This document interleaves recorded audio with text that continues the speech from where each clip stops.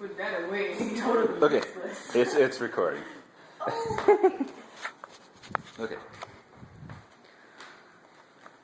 Hi, my name's Jordan, and I am currently making a video that's going to teach the air squat. And this is in submission for Iron Tribe Fitness for the videos that they are requiring I turn in. So this is Emma, my fiance. Hello. And Mike, my future father-in-law. Hello. And that is Yana, who's spectating. That is my future mother-in-law. Hi. And this is Gracie. She's recording. She's not a hand. There's more there. So. Okay, so first what we're going to do is we're going to do a warm-up. So we're going to stretch out some necessary muscles in order to do a proper air squat. Because we don't have the flexibility to do the air squat, we need to start at places that are lower than that. So we're kind of learning to crawl before we can walk. So the first thing we're going to do is we're going to stretch out the hamstrings. So what you do is to lock your knees. And we're going to do a type of stretching called PNF stretching. This is called proprioceptive neuromuscular facilitation. And what this is basically stretching, followed by relaxing the stretch a little bit, and then contracting your muscles as hard as you can. So sometimes you'll have it done passively where you're actually resisting against someone who is pressing against your muscle, but in this case we're actually going to use the antagonist muscle, the quad muscle, to actually cause the resistance. So what we're going to do is lock your knees, and you're going to try to touch your toes or touch the floor. So do that for about 10 seconds.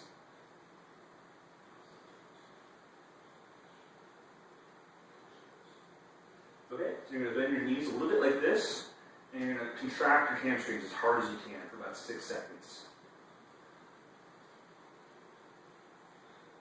Okay, and you should be able to actually maybe reach people a little lower than before. PNF stretching can actually increase your flexibility pretty rapidly. It's a good way to increase that. Okay, let's do it once more.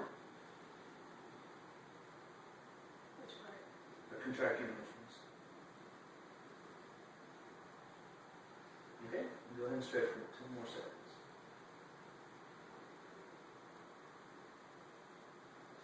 This also stretches out the lumbar spine too. Okay, go ahead and stand up. Next thing we're going to stretch out is the quad muscles. So we're actually going to come over to this railing here for support. And you can just grab your foot like this. And since the quad muscles actually attach both through the hip and through the knee, we're actually going to pull the foot back as far as we can first, almost kind of like you're a ballerina, and then try to touch your foot to your butt. In cases of extreme flexibility, you can actually pull your foot a little bit out and try to pass your butt muscle like that. So doing it this way is actually going to stretch both at the points of origin and insertion. That's basically part that's attached to your hip and part that's attached to your knee. Okay. Stretch the other one.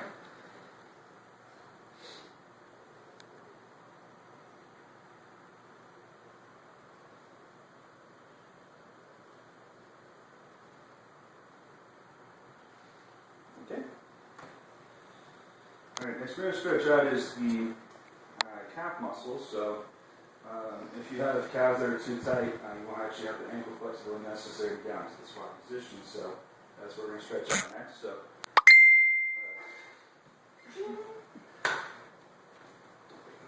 what we're going to do is have it lean forward and try to basically reduce the angle of your calf as much as possible, and keep the knee locked with the purpose, again, the insertion as well as the origin would be stretched. So basically the part that's attached to your knee in the back as well as your ankle.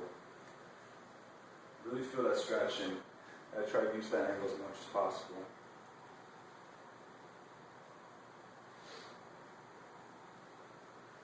Try to keep your heel on the floor as well. Okay.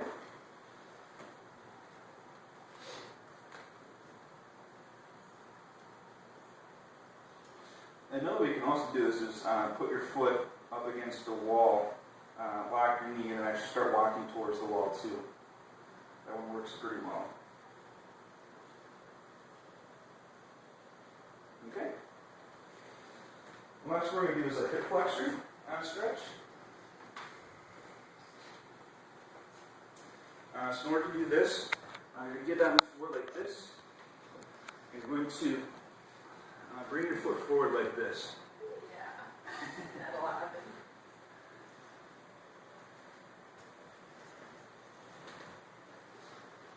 Yep, just like that.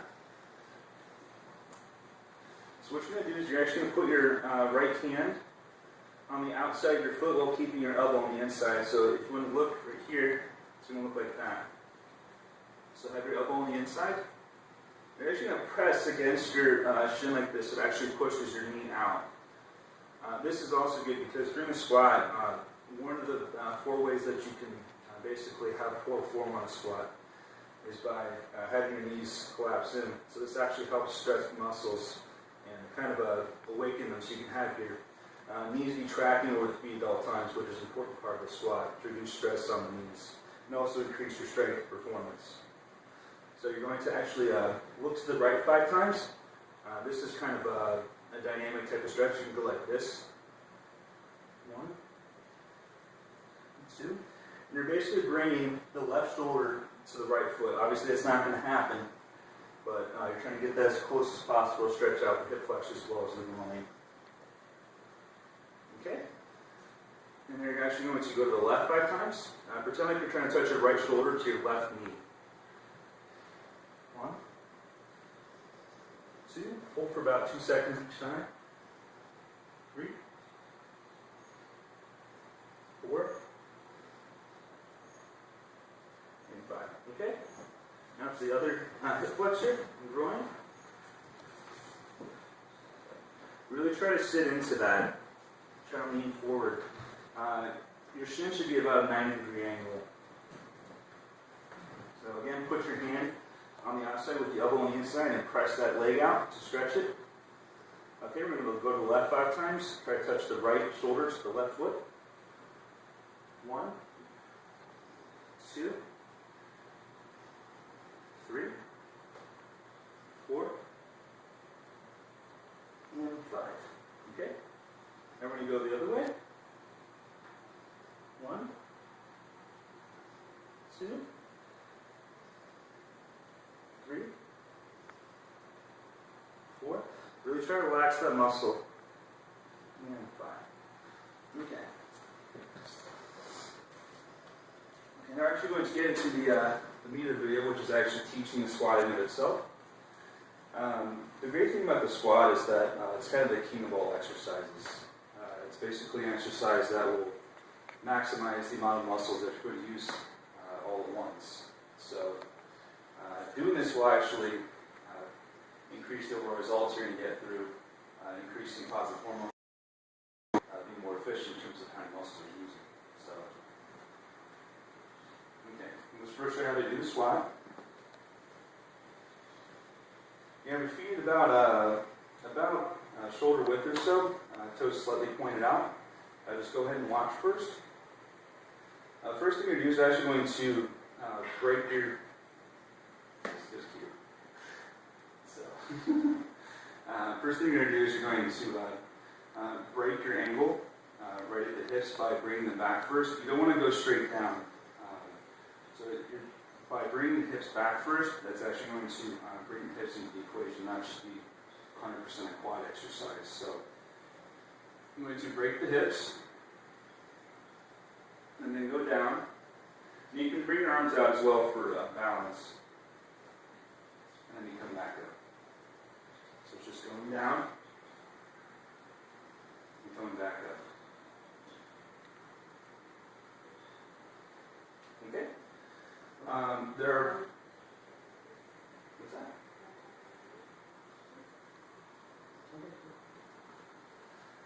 Okay, so there are 4 common different errors that you're going to have with the squat. The first one is, if you want to come up closer.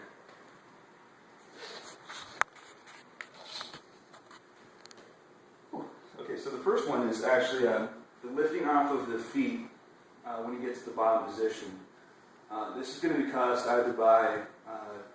okay, forward. The first area we're going to have is when you get to the bottom of the squat position, there's actually going to be an inflexibility in ankles, potentially. And if this is the case, the feet can actually raise off of the ground because of that in order to compensate. So when you squat, you want to make sure first have the flexibility, so you want to work on your ankle flexibility so you can have that. And if it's actually just a technique issue, sitting back on the heels will also help. So if you can actually raise your front toes off of the ground while you're in the squat position, that'll actually show that your weight isn't on the front of your foot, because if it is, you're not going to be able to do that.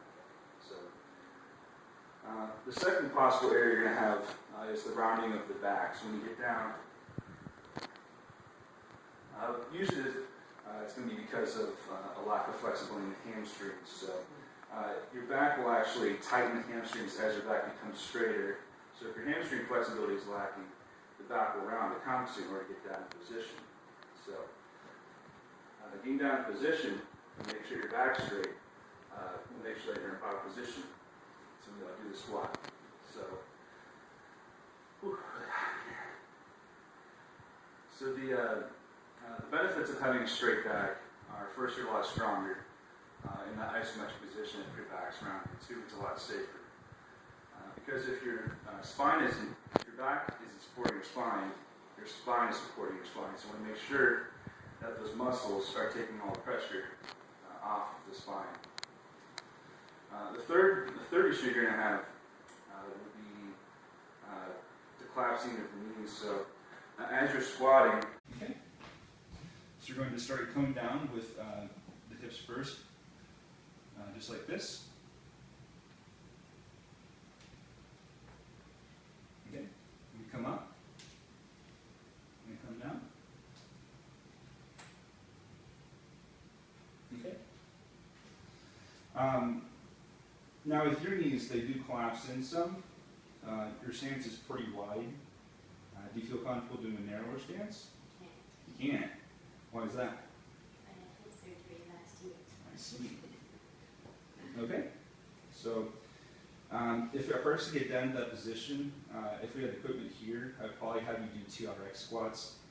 What TRX squats would be is where we'd have some handles that are attached to suspended. They're kind of like cables, not cables, but I guess they're kind of like straps. And these straps would, with these handles, would allow you to be able to take some of your body weight off so that you can actually get down to the proper position in order to do that. So I understand, because of hip surgery, it makes it painful to do that. So we would start from an easier exercise such as that and work you up from there.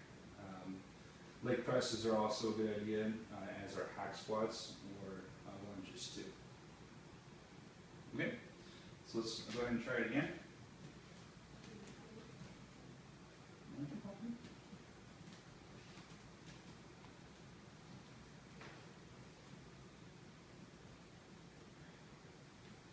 Go ahead and try to get your feet a little bit narrower. Okay. Try getting a little bit more forward lean when you do it, so really stick your butt out as you're going down.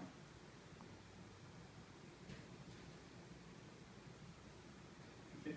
What you're going to do is make sure you don't look down, look straight ahead, and try to keep your, just basically your head moving forward, because wherever your head goes, your body's going to want to follow, your chest will follow that, so if your head's down, you start collapsing in, so make sure that you're looking straight out.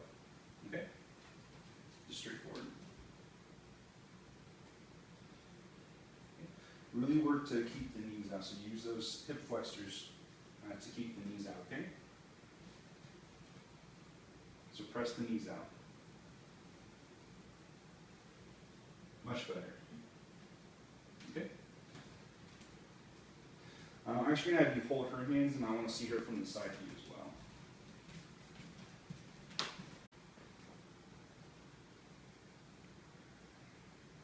Okay. When you're coming down to the bottom, again, try to get more forward lean. Do a little bit of rounding as you're going down. You want to make sure that the weight's on your hips and that you're not just going to get predominantly quad exercise. So we would have to work on that, obviously. So. Okay, so So we're going to do it for a few more reps, and I'll watch Mike this time.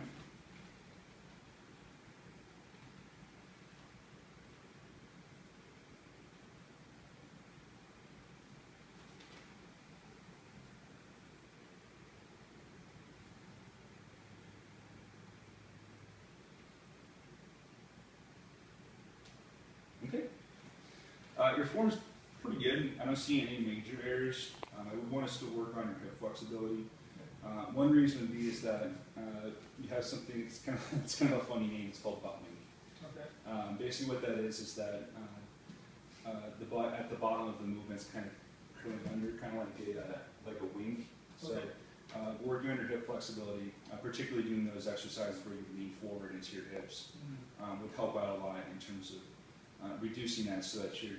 Do I lose power at the bottom because of that? Oh no, you actually increase power. A stretched muscle is a strong muscle, and so your muscles are actually able to get stretched more. They're actually going to be stronger. That's not to say you should do lots of static stretching before your exercises. I would recommend more dynamic stretching before you actually exercise, so you can actually increase your flexibility to current levels, and then not lose power. Whenever you stretch statically, that is basically just sitting there and stretching without doing it a dynamic way, kind of holding it for a second to coming off. You're actually going to lose power. So today we weren't focusing primarily on power. So whenever I had you use static stretching, it's with the purpose of making sure you actually have the flexibility to do the exercise. It's not necessarily because we're maxing out today. So that's why I had you do it before. But if you were to say doing a max effort on squat or a max muscular endurance effort on squat for reps, you would not want to do static stretching before the exercises because of that reason. Okay? So that is the air squat for the submission of the video, and that's it. Okay, so concerning the rounding of the back, again, you want to make sure that your back is so straight that if I were to take a broomstick, it'd be able to touch your back from the head to the upper back, all the way down basically between your butt cracks. So when you squat down, I want it to be like that. So I would actually like to show that on you to show you what that would look like. Okay, so first thing we're going to do is get your head straight. Okay, so if your head's not touching, that's okay. But the point is it wants to be touching your upper back and your lower back as well. So go ahead and squat down. Try to keep your back straight enough to where it never leaves either point. Okay.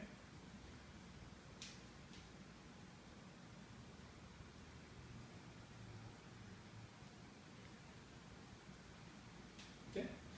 Pretty good. Again, just at the bottom, you could use a little more flexibility. You do have pretty good form, but it's not better. We can always make your form better. So that would be something to work on your hip flexor flexibility for that. Okay.